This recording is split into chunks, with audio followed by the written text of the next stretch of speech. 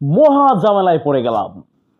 খাড়া উপরের দিকে নিক্ষিপ্ত বস্তুর সর্বোচ্চ উচ্চতা নির্ণয়ের কোন সূত্রটা সৃজনশীল প্রশ্নে ব্যবহার করব? খুব টেনশন, তাই না?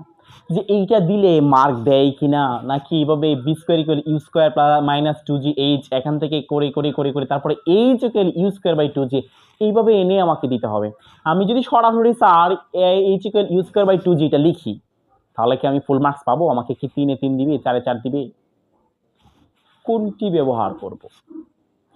দেখো আসলে h equal u square by two g এই সূত্রটা মানে খাড়া উপরের দিকে নিক্ষিপ্ত বস্তুর সর্বোচ্চ উচ্চতা নির্ণয়ের সূত্র। এমসিকিউ আসলে এইটাই তুমি ব্যবহার করবে। এটা করেই ডাইরেক্ট একদম খাতায় কোনো টাচ না করে, প্রশ্নে কোনো টাচ না করে সরাসরি ক্যালকুলেটরে চাপ দিয়ে এটা করে ফেলবে, শেষ। কিন্তু যদি সিকিউ এ আসে তাহলে এইটা ইউজ করবে নাকি